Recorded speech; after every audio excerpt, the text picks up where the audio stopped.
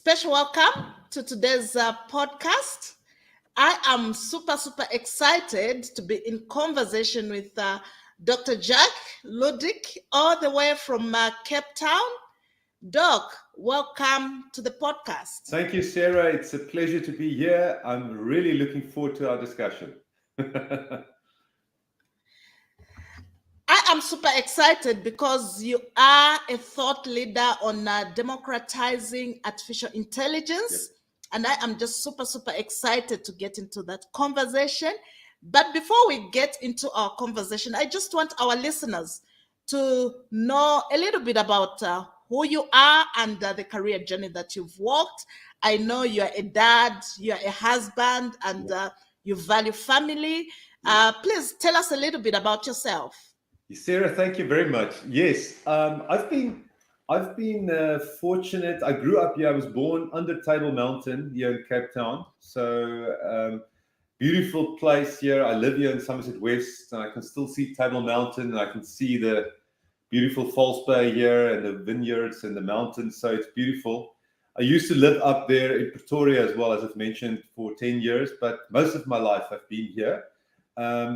I always had an interest in science and math and computers. And when I grew up, it was kind of the computer era. And I also studied, I did my honors, master's, and PhD in computer science, and specifically in artificial intelligence. And at that time, it was like the winter period. We didn't know it's going to be as impactful and huge as it is right now.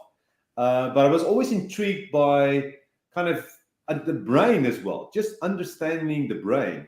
And even some of the research I did at University of Stellenbosch, where I was first a lecturer, researcher at Stellenbosch University before I started my first AI company and went into the business world. But one of my first books was on training dynamics, complexity of recurrent neural networks. And then after that, neural networks and psychopathology. So I actually collaborated with psychiatrists that's actually studying the brain. So I'm fascinated about that. So just the human mind, consciousness, the mind, how it works, and to actually implement systems that are smart and intelligent. So I was kind of intrigued by machine learning, deep learning, all these kind of things. And then I also wanted to apply this kind of incredible toolbox of smart tech. And that's why I went into business. And our first customers was Richmond Minerals and Sasol, and then we did Sanlam and Santam, all these customers. And my first company was called C-Sense Systems, and I was there for 14 years. So I was fairly young, out of university, after my PhD in AI. I co-founded this with another colleague of me, also I was a PhD chemical engineer.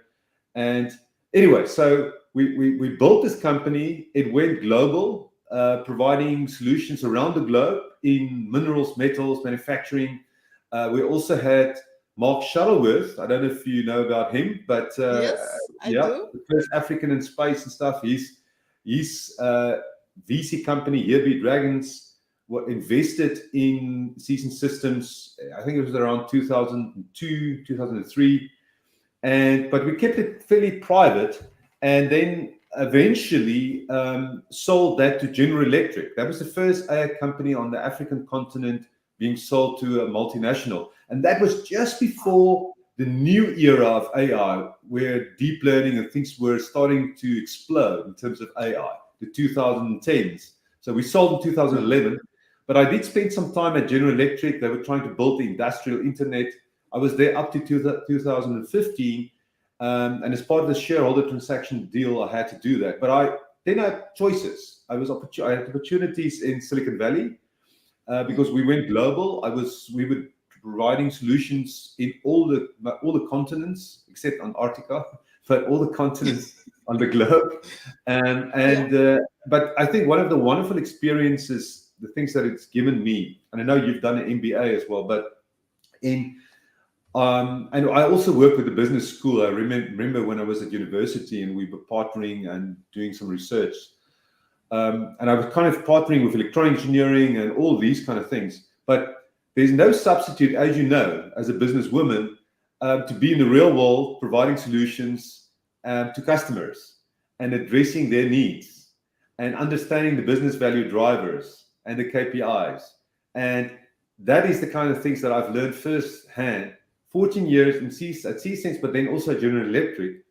And so that was a fantastic experience. I think the most valuable thing was not just the money we made with selling the company and all of those kind of things, and obviously being successful in terms of that. It was the experience gained in terms of providing AI-driven solutions globally. And that came in good stead as well for my next move. So I thought, okay, we want to make a difference here on the African continent. I can go in Silicon Valley, start my next company there. It could be a smart move from a global perspective, but there's my kids were also still small, and my wife didn't want to move. We've got family here, and family is important. You mentioned family and stuff. So, and I obviously love Africa, love South Africa. I want to make a difference here. We don't want to see Africa left behind. So I felt it's a good thing to say, let's apply the lessons learned, try build next gen AI company, and also thinking about building an AI community in Africa. That's why it was one of the reasons I founded the Machine Intelligence Institute of Africa way back 2016. And then I started, there was nothing happening on the African continent. There was no AI conferences, there was nothing yet, although the field was really starting to bloom and expanding. And there was a lot of people reaching out, and I was participating in the first AI conference this year, and Data Science Nigeria just started, and they reached out to me as well. And from a MIA side, we started assisting them. I spent some time in Lagos, Nigeria. And what Data Science Nigeria has built, they've got a massive vision of building 1 million. They want 1 million data scientists, or at least people that's literate in AI and data science over a 10-year period. They want to have 1 million people doing that, and they are still on that mission. I'm currently on the advisory board of Data Science Nigeria. So I've been, but that was under the leadership of Bayo Andan Kandi, and I was kind of supporting, and I've always kind of been supporting of them. And then there was also Kenya, Ghana. There was lots of activities like that happening. And then another guy, John Kumara, reached out, and he was part of MIA, and he's still on the director there. And he was part of the Cortex AI group, which is the next gen AI company that I founded, or Cortex Logic. It was actually Cortex Logic, and then this grew into a group. And there's a nice story around that as well. But John Kumara, just before COVID, he was collaborating and so forth, but he actually applied, some of the seeds were sown, and he was applying similar kind of things in Kenya. And he started ACE, and I'm also on the board of advisors there, and also Adanian Labs, and they're trying to also build the AI ecosystem there. And I was just coming back from the AI Leaders Summit there, and also engaging with the Kenyan government and sessions on trustworthy AI and future AI policies, and talking to business leaders as well there. So and I'm so blown away by the talent and the energy. So for me, it's just great.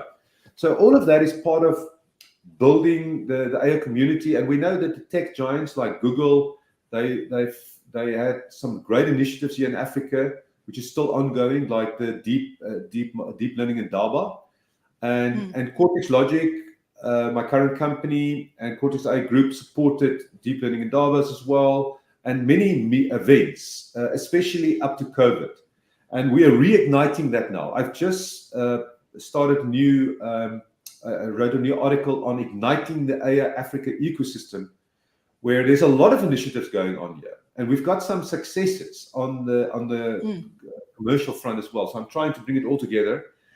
And I've got also a little bit of success in terms of what we did with Cortex, because I think in terms of what you want to build is business that can actually provide customer value and societal value at scale. And you can do this by AI-driven platforms. So we've got 2 spun out companies that will be now listed on the Cape Town Stock Exchange from Cortex. The one is called Vive Teen Wellness. So it focuses on an AI-driven platform, very human-centric. We bring counselors automatically on the platform, but it's got its own AI assistant. and it's got world-class content. And we've partnered with NASPERS also as a media partner, Media 24.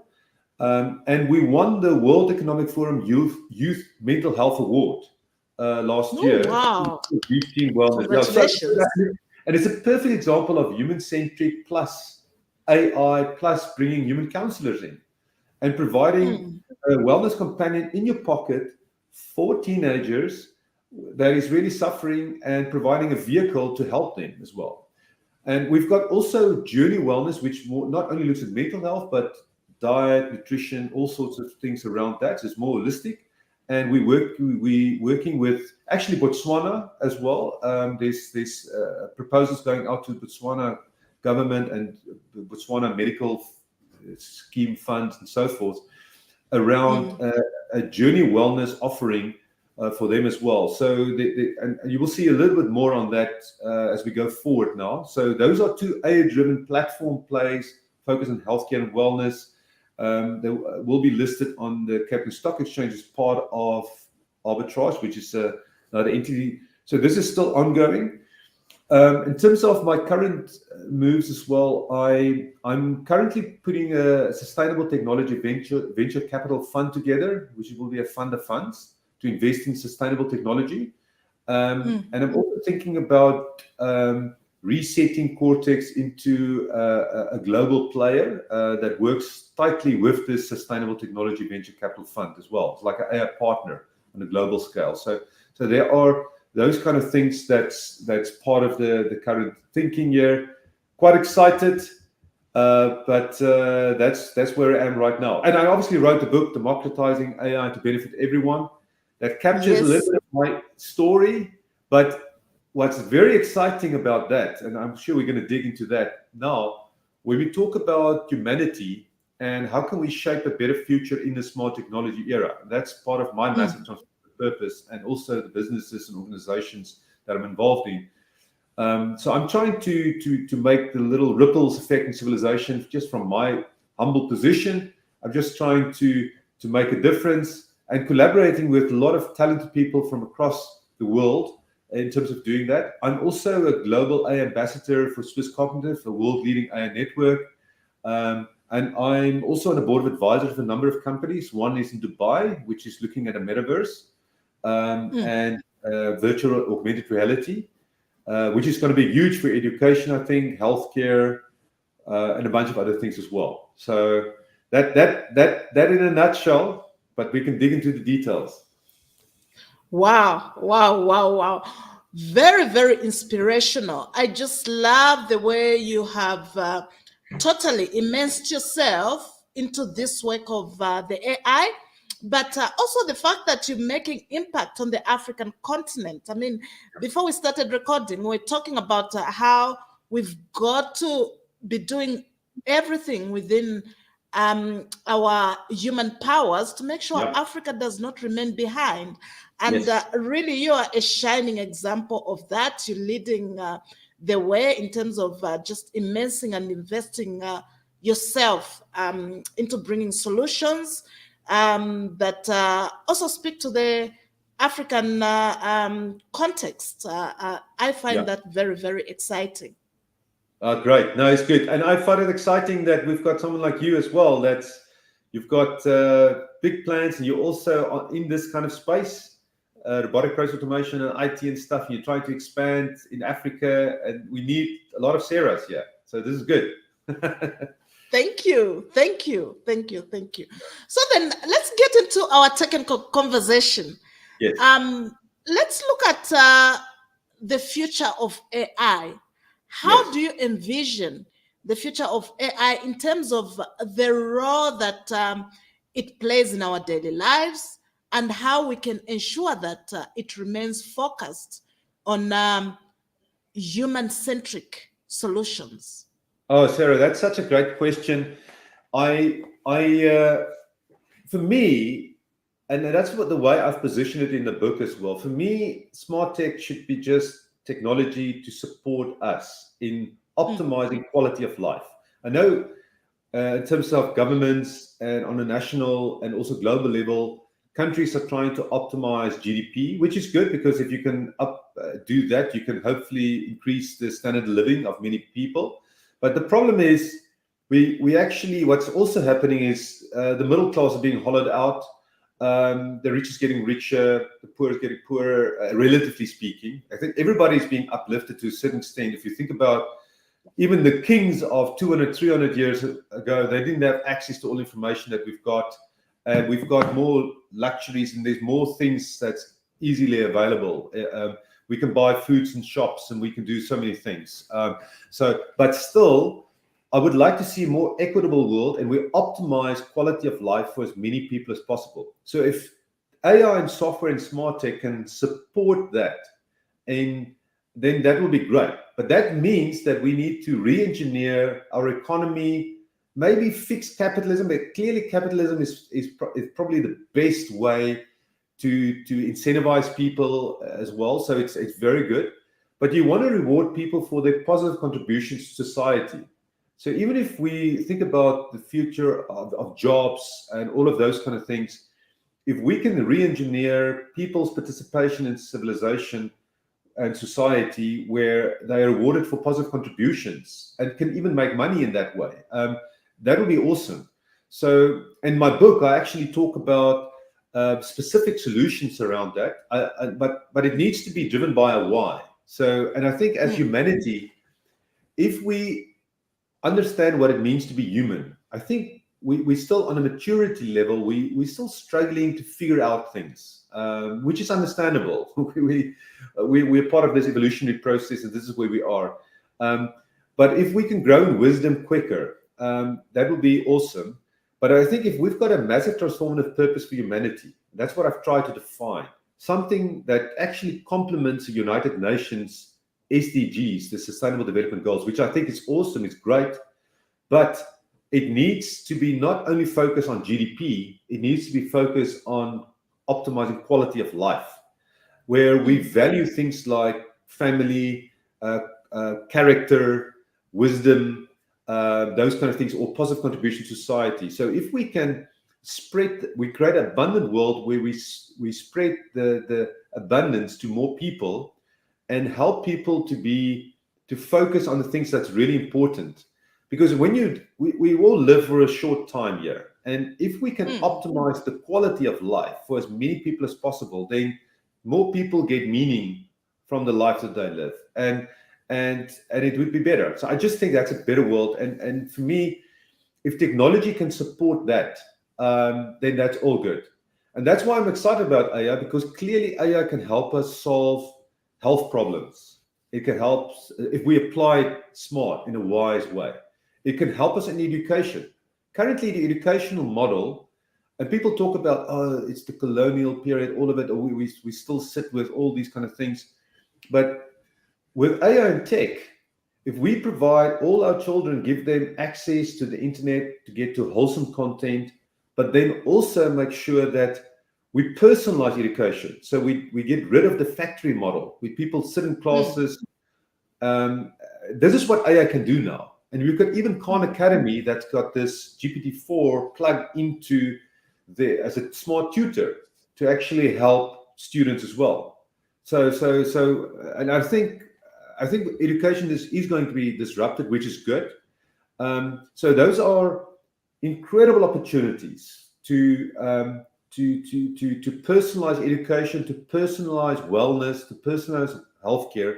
And if you solve that, if you look at Maslow's hierarchy, those are some of the base level things that if we solve that, then you can get to the other things on top of that, where you can look at if people's basic needs are addressed, then we can look at things where they can look at making a difference, being creative, living more empowered lives, making a difference in other people's lives because their basic needs are being fulfilled, and live and do things in a creator economy. That's why I'm also excited about Web 3.0. If we are getting it right to build a decentralized world that's where the people are empowered, where other companies are not just making money with your data and stuff, but it's not just attention driven, but intention driven kind of economies. And we need to move to there, and also where people can create. a lot of more people. It's almost like we've got a lot of more SMEs, a lot more businesses where people offer their services in a decentralized world. I think it's going to be a better world. So if AI can help with that, I think that will be awesome. And there's a lot more to unpack there, but I want to just maybe leave it there for now. No, actually, I want us to dig deeper, Doc, Okay, let's because go you've deeper. actually dropped interesting and exciting concepts there. So Yes. I love the viewpoint that you're talking about how AI is going to disrupt education. I want us to unpack that. And I Yes. also want us to unpack how Web 3.0 economy will impact businesses and what it is. What does it look like? What will it look like? Just so that people can have a clear understanding, because people hear all these big words and they don't understand what it is. So yes, so just give us the definition. Maybe let's start with the Web 3.0 and then we come to the education conversation and AI. So Yes. please just indulge us. 100%. What is I Web did that. 3.0 and Yeah. I actually, this is so interesting. I was just on a podcast on where we talked about AI and Web3, the perfect match, question mark. And I actually have links. I'm actually putting this. I'm writing an article right now on AI and Web3. It's a very topical. That will be in a magazine, and I'm going to finish it today. But where I actually talk about this in more detail. And I actually have some nice definitions. So Web3 is like the new vision for the internet that aims to create a more decentralized, secure, and a kind of user-centric kind of digital ecosystem.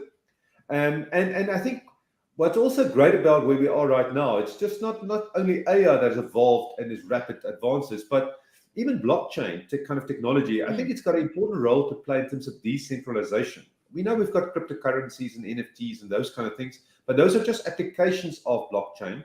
But the kind of technology that enables decentralization, I think is going to be very important. And if you think about decentralized protocols as well, where you create trustless, transparent, censorship-resistant applications and services, I think that's going to be really, really good. And there's also I think if you look about the convergence of Web3 and AI, I've got some interesting kind of statements around that. So I think the convergence is indeed paving the way for a new era of decentralized innovation. We are going to see transforming industries, not only with AI. AI is going to disrupt industries on its own, but the convergence of Web3, where we talk about the next gen or the decentralized web with AI, is going to exacerbate, or it's going to accelerate the transformation of industries. But I also think, and this is for me great, and this is what I talk about in the book as well, it's going to help empower individuals as well. And I think the other part is, so we can create a decentralized world where intelligence meets trust. So intelligence could be provided by AI as well, and obviously humans and all of that. And then trust is where we create a decentralized world where we don't need to just trust governments or so forth. We've got the protocols and smart contracts that make sure that there's no corruption, that people are doing what they will be doing, and that they're rewarded for that. So if you've got technology that can support that, I think we're putting ourselves on the right guardrails for a better society in future. And even if you think about deep fakes, and we probably get to those kind of things as well, if you've got ways of authenticating people in a natural way based on the technology helps protect, to make sure that this is Sarah talking, this is Jacques talking, we're having this conversation, it's not just other people, then that you can have technology that supports that. So that's why I'm very excited about that. So I think that security comes in, and it could actually help democratization as well in general, and help to make better democracies.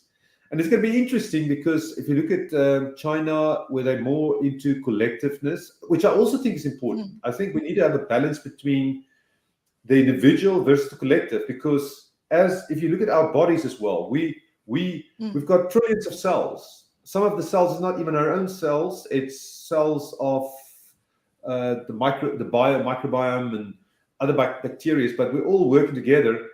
But it's important. There's the individual context of a cell, but then there's also how they collaborate and work together. And I think the types of dangers that we face as humanity is more global, is across borders. And it's going to be interesting if we're still going to have countries as we have today in, say, 200 years or 500 years from now.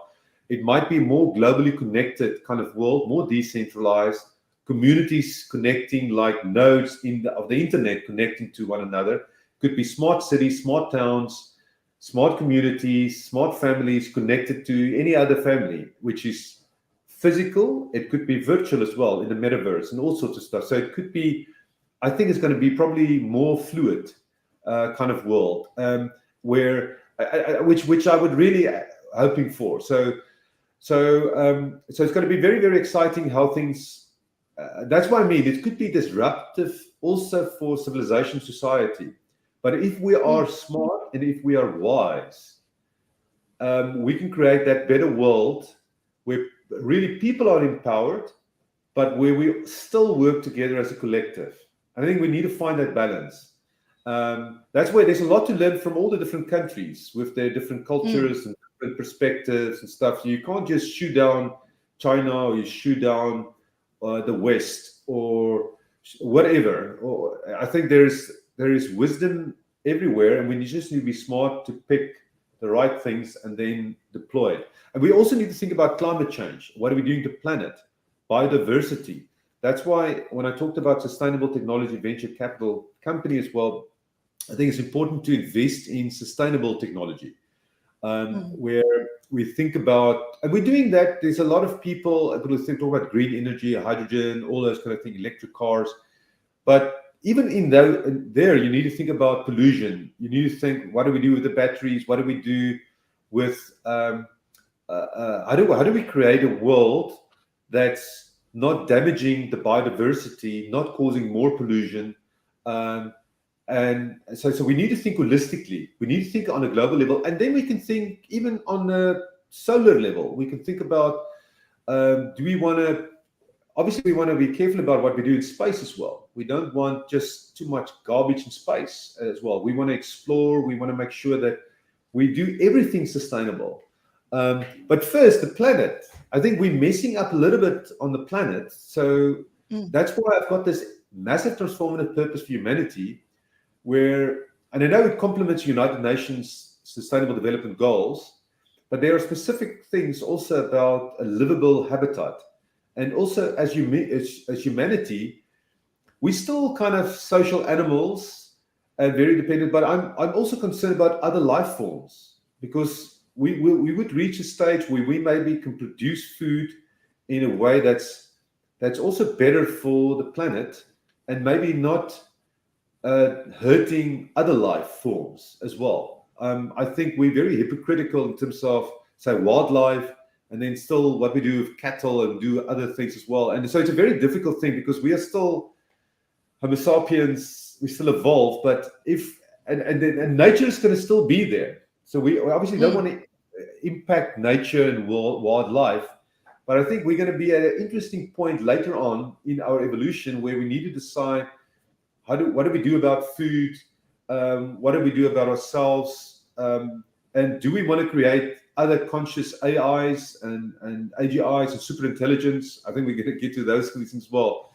But in my book, I've tried to say, we started a conversation with Web3 and AI, and all of it plugs into the kind of world that I'm proposing as well, which is I'm very happy about. I think we're going in the right direction, but we need to navigate. We need wisdom to navigate things and to make sure that we make smart moves.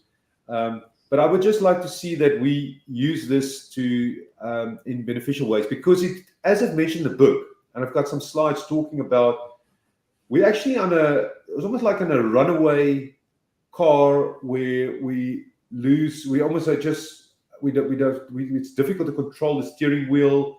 Maybe we don't have access to the brakes. It feels like, or it's like a runaway train. And we need to be smart about how do we get this thing still on the track, making sure that we've got the right move. So we've got to be very smart, because the problem is we can create lethal autonomous weapons, that just create havoc at scale. We can create bioweapons, use AI to create things that can just cause massive extinction. And so, how do we prevent the bad actors from not doing the bad things? And that's maybe the danger. And Spider-Man has got this saying, with great power come great responsibility. And I feel as humanity, we're getting a lot of power here, but we like kids in the candy store. We need more wisdom.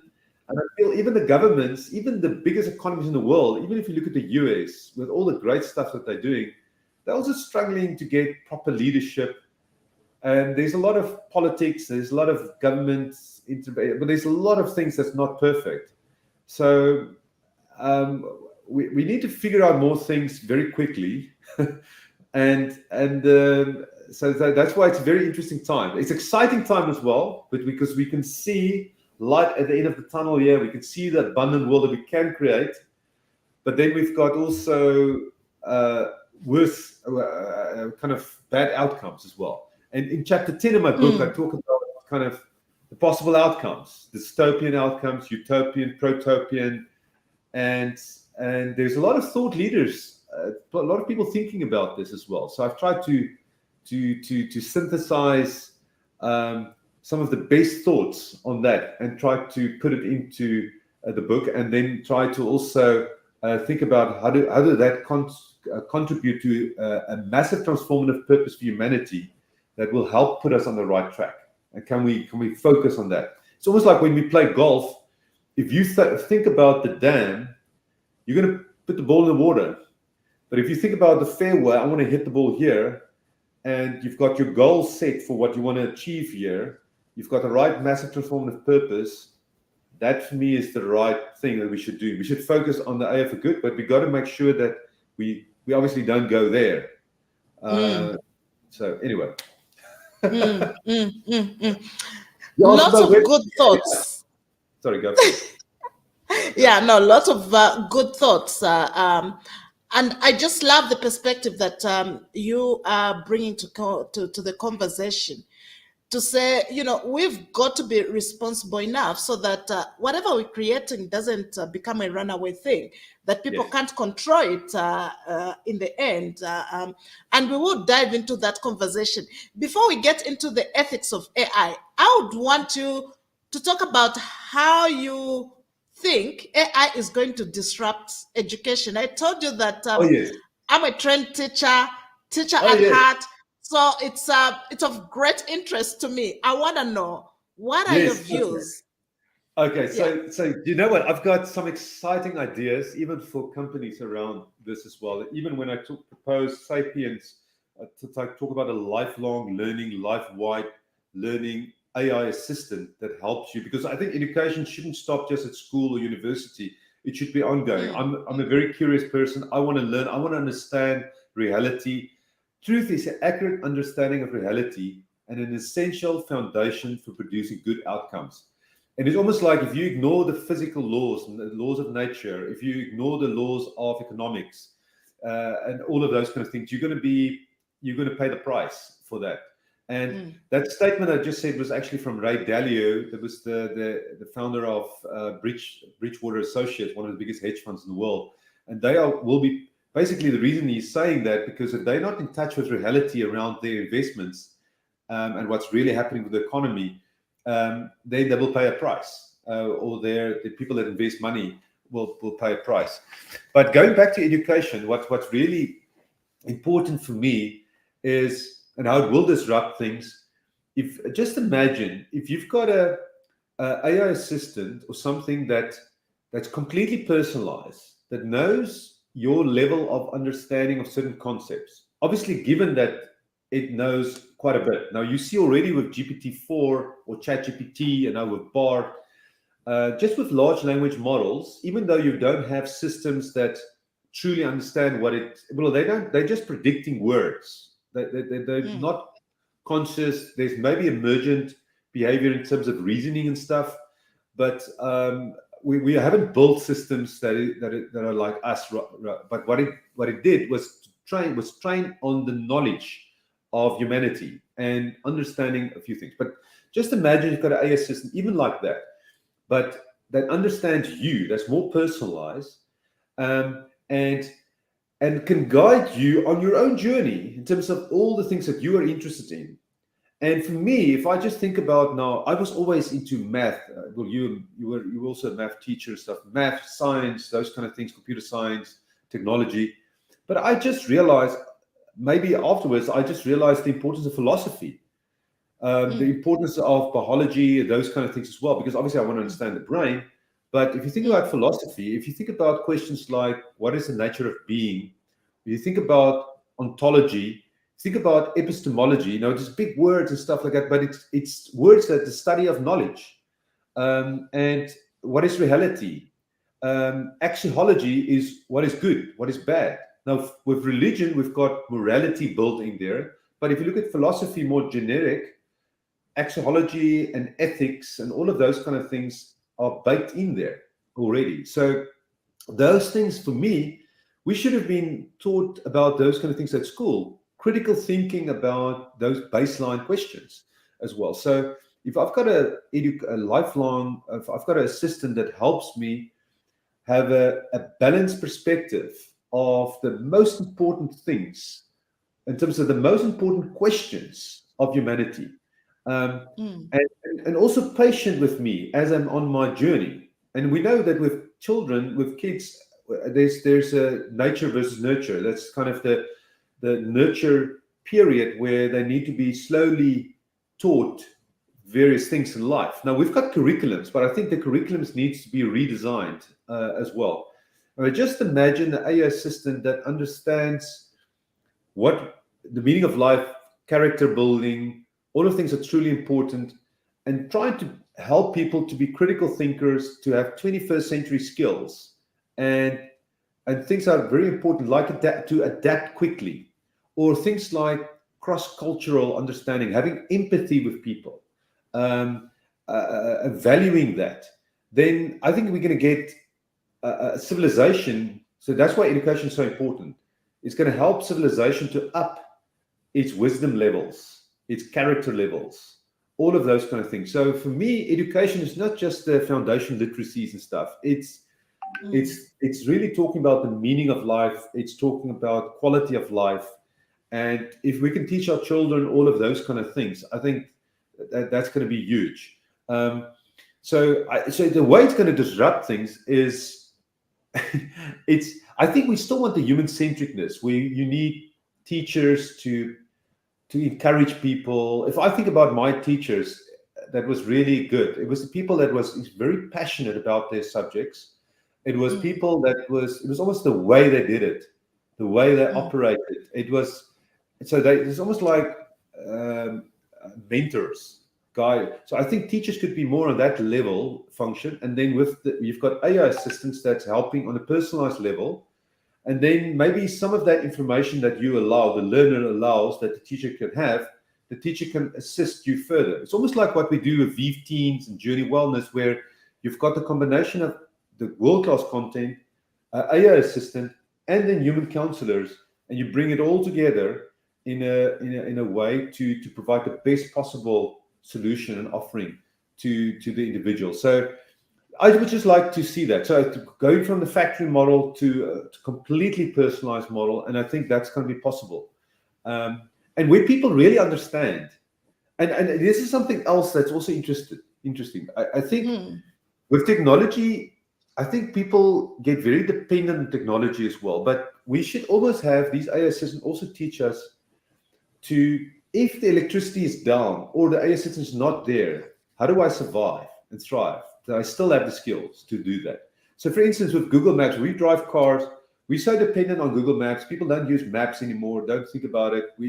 But it might be good to still have basic skills, just in case you actually need it. So you're not too dependent. So it's a fine balance between using technology to help you, but still make sure that you understand things, and to actually be independent as well. So it's going to be a fine balance. And if you've got systems that truly help you to understand the principles, so Elon Musk talks about first principles a lot, reasoning from first principles and so forth, which I think is so important. But if you've got AI systems that help you not just remember things remotely, so you can obviously, we know we need to do spaced learning. We need to remember things as well. So that's going to be important as well. But if we can reason from first principles, and we get more people that can do that, that's going to be great. That's going to be better. So we're going to have more thinking people as well. And I think that's what education should be doing. It should be focusing on not only knowledge levels, but also skills in terms of thinking skills and other things as well. Think about emotional intelligence, social intelligence. It's not just cognitive things. There's more things there as well. So anyway, so I'm excited, like you, that if we are smart and wise, we're going to have some fantastic stuff happening in education. Beautiful, beautiful, beautiful, beautiful. I'm more excited about the role that the teacher is going to take on. Like you say, the teacher is probably going to be more a facilitator of learning, rather than the initiator. Think about the curriculums, work with the AI system. Think about the analytics produced by the system on real-time analytics, and focus on. You can even have a very smart child that's on its own path that needs some guidance in a different kind of guidance, but then you can immediately, because it's not, the reason where there will always be a kind of a role is that there will always be mentorship and assistance needed at various places, because everybody starts almost like a blanket slate. If you think about a small child, and they need to learn the ups and downs of life, and not everything is the same. And things are changing all the time as well. So I love this David Deutsch. He's got 2 books that I highly recommend. He's a physicist. He's like the father of quantum computing as well. But the first one is The Fabric of Reality, and the second one is The Beginning of Infinity. And so he's talking about theories, scientific theories. It's not about it's not about just the predictions that it makes and so forth. It's actually about the explanatory power. That these explanations and everything that we've got is actually explanations for the economy, for our family works, our government's work, explanation you get. So, but he talks about the 4 kind of strands of knowledge that's really was key to where we are now. And the first one is obviously around quantum mechanics and basically everything around physics, providing a basis for reality, helping us with understanding technology and so forth. But then the other one is around epistemology, around the study of knowledge. Karl Popper that talks about the scientific method, how do we gain more knowledge, explanations and all of those things. And he's kind of against induction, more against deduction. The reason why he's against induction, well, you've got a math background, is because you know about this kind of black swan kind of thing. You say 1 n is equal to 1, prove. N is equal to 2, and then n is equal to n plus 1, and you kind of prove. But there will always be situations where you see a black swan where, this thing doesn't fit. Absolutely. So you got to be careful with induction. But anyway, so that's one piece. Then the other 2 has to do with Darwin's evolution, the fact that how systems evolved. And then the last one is about the theory of computation, what we see now, obviously, with computers and computation in general. So between those 4 things, you can describe a lot of things from first principles around civilization and so forth. So that should be part of the curriculum anyway. So, but So do you want to know anything more about that before I dig into more details there? I just want to make sure I stay on track, because there's many. Yeah. No, I think you've brought a lot of value and knowledge that will help people to understand how AI is actually going to disrupt education. And these are conversations that I think people need to be engaging in, especially from the educators' perspective. But as we converse, I want us to talk about the ethics. Yes. Because that's actually the biggie. Yeah, that's the biggie. As we are excited about, the possibilities that artificial intelligence brings, we know that the challenges of how we navigate the area of ethics remains quite problematic there. What are the most significant ethical considerations, in your view, when it comes to developing AI technology, and how can developers address them to Yeah, ensure responsible AI usage? fantastic question. Yeah, so do you know what? Even if I think about when I talk about ethics and trust, if you think about trustworthy AI's definition is ethical AI plus robust AI plus lawful AI. So you need to, that's maybe kind of the banner. So no one can dig into what's ethical AI, robust, lawful AI. Another quick perspective. In terms of providing AI solutions for multiple decades now that I've been involved in, especially in the industrial world, it was very important to have robust, safe systems. So as part of trustworthy AI, robust and safe systems very important. But now, as we've instrumented the world with the internet and with smartphones, we've actually instrumented people, and we've generated a lot of data around people and businesses and the internet. And it was like exponential. It's probably even more than the industrial, although both will just contribute to more. Now we need to say, okay, we've got AI systems that's doing recommendations to people, or are doing, say for instance, if you think about a bank need to make decisions around loans, there's the classification, and there's the question now, is there bias in there? Are they ethical in their solutions as well? So what we've done over the last 2 decades is now to use AI more for consumer-facing businesses. When it's industrial, safety, robust, very important. When it's consumer, ethical, lawful stuff, very important. Also safe and robust. Also robust systems are also very important. So what happened now, which and I think we're making as humanity quite a bit of progress on this. I think especially the European Union, they came out with this trustworthy AI framework, where they talk about ethical, robust, lawful AI, and talked about the principles around ethical AI. And there's 4 principles around ethical AI. So the first, autonomy or human autonomy. And I think that probably ties a little bit into the rights of the individual, or just humans. You don't want systems to control humans like Big Brother in all respects. So that is that. So autonomy, I think, is important. The other one is no harm. We don't. They talk about maleficence, beneficence, but no harm is very important. And then the other one is fairness. You want the system to be fair. As humans, we want to be fair. So when you think about ethical systems, we want to be fair. And then the other thing is explicability. You want to make sure that you can explain. So we want people to say, the reason why you didn't get this loan was this, whatever it is, or you didn't qualify, whatever it is. But there needs to be fairness as well. Or so those 4 things are very, very important.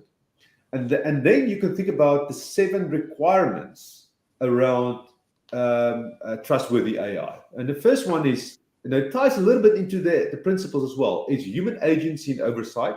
So whenever AI systems are developed, you want to make sure that there's humans are in the loop, even if it's just on an objective function, or the reasons of what it's doing, to calibrate that, what you do, or just checking that it's actually producing proper things, to testing, validating it. So the human agency and oversight, I think, is very, very important. Because especially in the world where we're moving from assisted, augmented, autonomous intelligence, you're going to have systems that are just operating on its own. Like humans, humans are like AGIs, artificial general intelligences that's operating on their own, but within the construct of civilization and lawful and abiding by the structures of governance of countries and so forth. But anyway, so human agency and oversight, very important. Second thing is technical robustness and safety. So obviously for industrial space, but also we want that in the consumer-facing space. The third thing is privacy and data governance. And this is where it's kind of, maybe you've got a surveillance state. I'm very worried about digital dictatorship.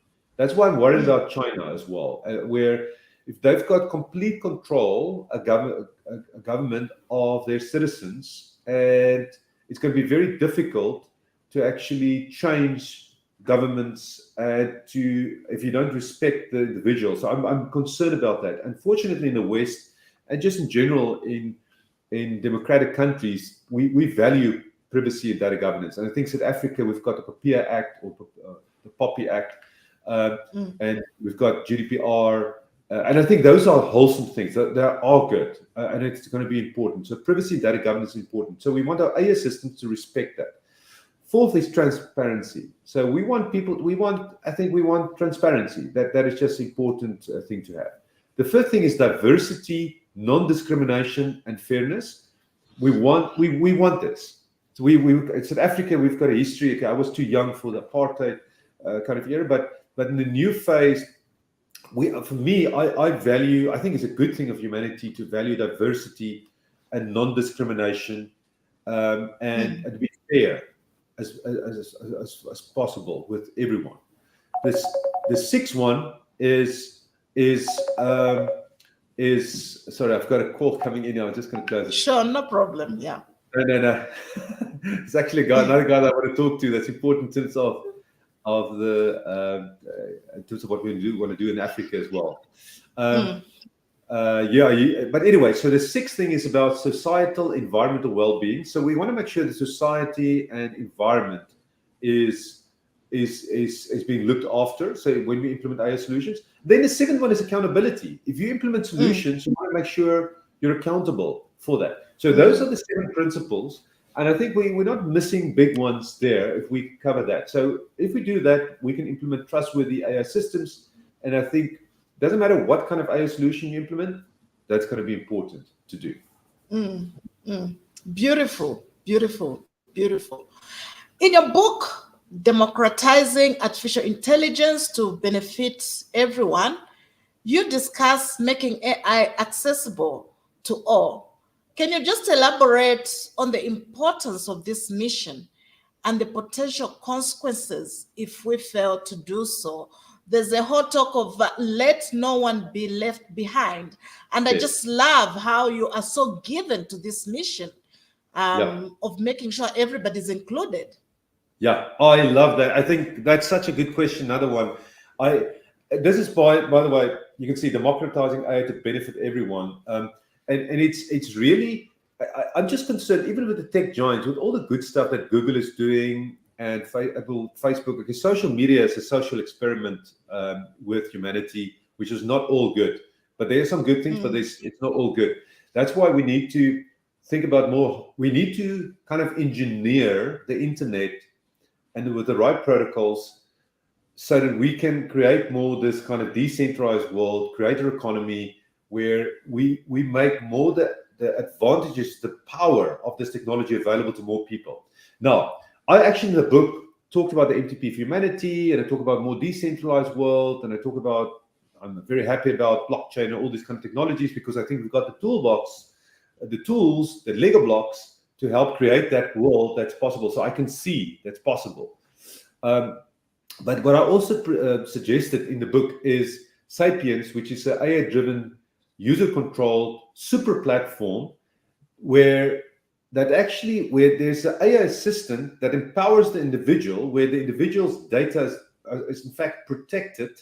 It's almost like a data vault, but then where this AI assistant is kind of helping you to monetize your data and services. So it's not only about using the technology, because in a certain sense, the tech giants are democratizing AI, and the fact that they make ChatGPT or OpenAI make this available, or search is so much easier, but they still do, okay, that's great, check, but they still monetize. And it's still advertising revenue that's driving Google and Facebook and so forth.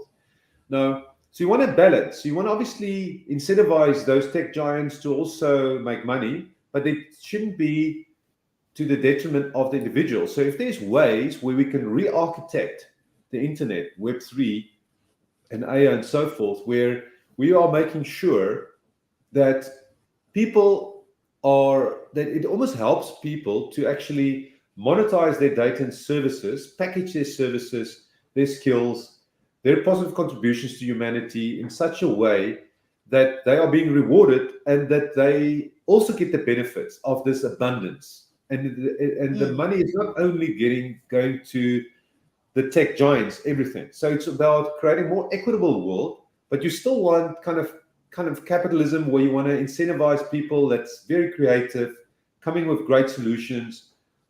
Reward them. You've got to reward them. Well, you also function in this more capitalistic kind of world. You understand the benefits of that, and you want to.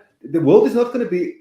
When we say equitable, we don't mean necessarily equal. It's because people will have different interests, different drives, all of those kind of things. But you want to give opportunities to as many people as possible, and then they want to optimize quality of life in that space, and you don't need to have lots of money or anything. People can be very happy by just exercising their freedom in doing what they can do and still being healthy, still have a great quality of life, all of those kind of things, and contributing in their own way.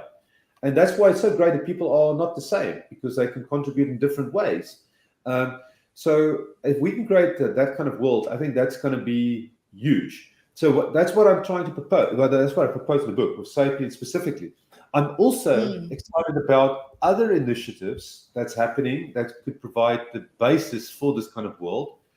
And there's one company that I'm interacting with in Los Angeles, in California, called Versus. And they are also envisioning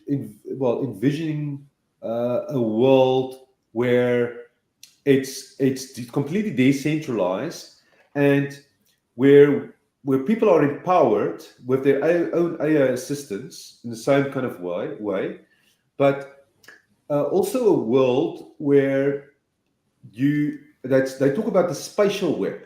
So it's completely redefined, where everything in the web, everything is instrumented. We know we're creating the Internet of Things and the Internet of they talk about IoT, or the Internet of Everything. The more you instrument cars, houses, all sorts of different things, the more knowledge is available there. And if you've got every piece of entity that sits there, every node with its own knowledge defined in the spatial web, then you can have its own AI agent. So you will actually have a kind of intelligent agents that will collaborate with one another in creating an abundant world, and operating with your AI assistant and trying to optimize your world. So you can actually have AI agents in your house that's optimizing your house and optimizing the world for you.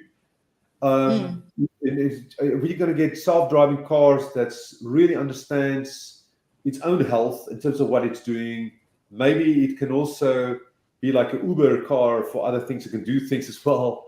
So there's many possibilities and opportunities as well. So I just see opportunities to create a better world in a more decentralized way, where we can have more people have access to more things. And for me in Africa, it starts with basic things. We want everyone to have digital access to the internet, and in a cost-effective way. So currently we do have the mobile network operators are making money, and data is coming. How can we democratize that? So we need to probably think about, is that a bottleneck? Is that causing friction? Then think about, once we've got internet access, then what are the wholesome layers that we put on top of this, so that people are actually, so this is where education comes in hugely. I think that's why, if we've got digital access to the internet and we've got the right kind of wholesome education, that people can be critical thinkers, but also be respectful, empathy, have all of those kind of things, I think we're going to create that better world. And then there will be more opportunities for people to operate. So if we can put the guardrails in place for people to just flourish, doesn't matter where they come from, I think that will be awesome. And then I think people, we shouldn't have poverty. We shouldn't have people that don't have food, because there's enough food in the world. We need to distribute it in a better way. We need to organize the world. We shouldn't have people that suck out the wealth.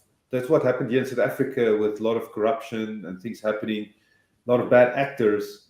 If we can just get to a world where we we got, maybe this is where I would love to see more direct democracy, more decentralized kind of world. We still need people and governance. We need, I think it's a good thing to have leaders and so forth, but it should be more decentralized, and the law should be more kind of dynamic. I think Elon Musk talks about, when he talks about governance on Mars, if there's going to be something like that, that there's more sunset clauses and things that doesn't work. See, this law, you see, you've got to be almost like have a dynamic kind of law. Now, if you've got implement this kind of things, this in smart contracts, where you've got, you can see over this thing, and you can do analytics on laws and things that's not working. You can quickly phase it out. You bring in new things. You are very adaptable, and you try to optimize for quality of life in a local way. And I think if people have more influence where they live, and then less influence the further you go, that's okay. And you can have systems that support that. That's why I'm thinking there could be governance systems, AI-driven governance systems, decentralized governance systems that support us on all levels of society, from the family, local community, smart towns, smart cities, going broader to states, and etc. But I would just love to see a world where we, say, Cape Town, work directly with Joburg, and you've got the cities and smart towns interacting directly with not much hindrance, and where you uplift certain towns that need more, or communities that need more, because that need more kind of wealth or support. Because if you think about the body, if you've got, say, something, my arm is damaged or whatever, that's part of my body. And we want to be healthy as a complete human being. So as a complete organization, we want to be healthy. We don't want nodes in the network to be unhealthy. So we want to support that. So I would love to see a world where we do that. And that's what I'm talking about in the book as well. I love it. I love it. I love it. I love it. I love it. So just inclusive thinking in whatever we're doing, you know. You've brought such great value, and we actually need another podcast, you know, to just dive into more concepts.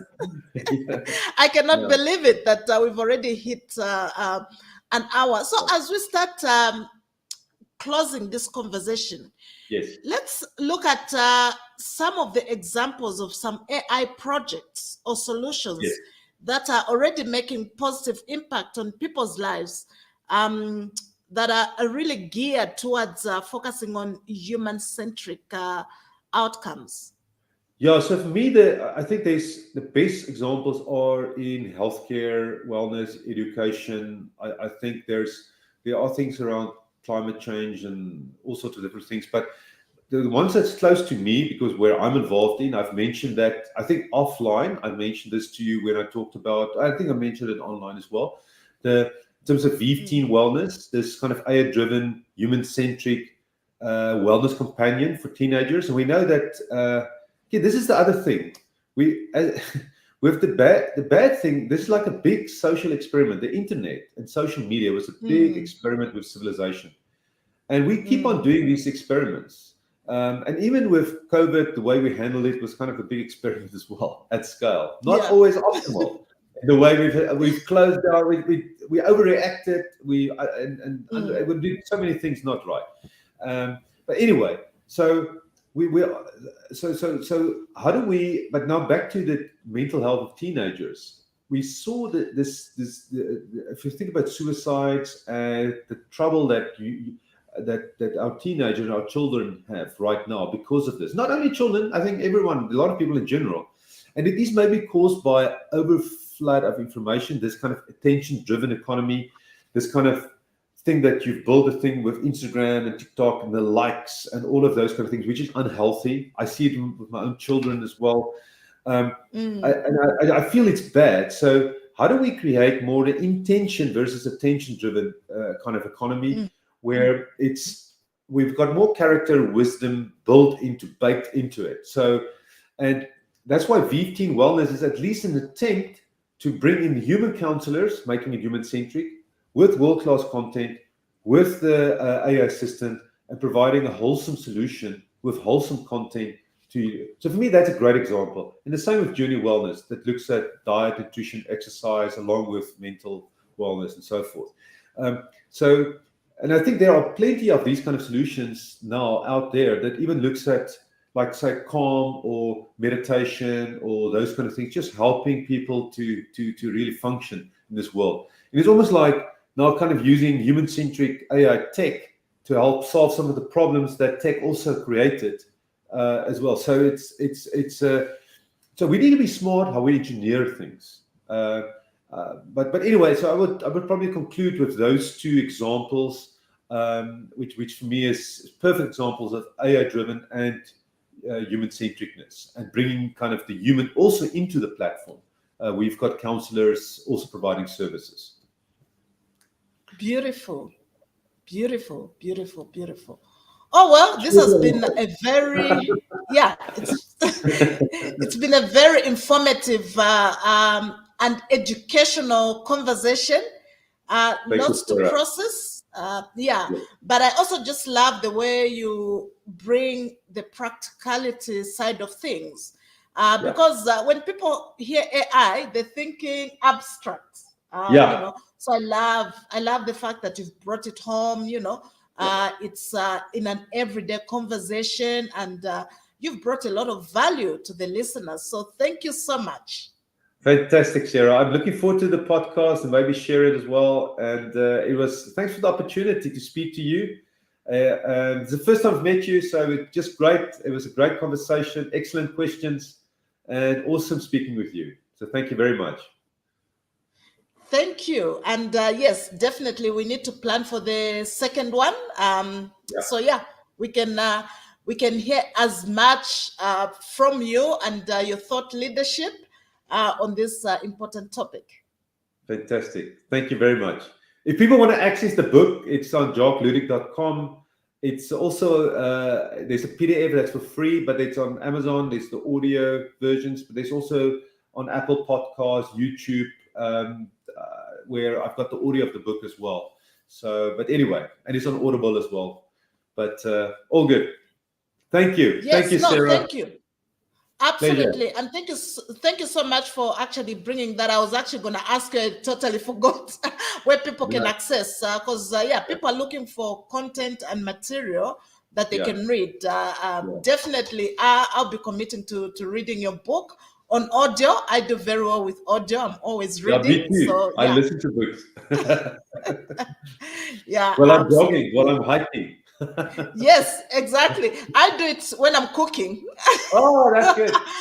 As I cook in the kitchen, I've got my earpods on and I'm listening to the book. So that works very well for me. Yeah. Okay. Fantastic, Sarah. It was awesome talking to you. And thank you very much once again. Yeah, no, it's been an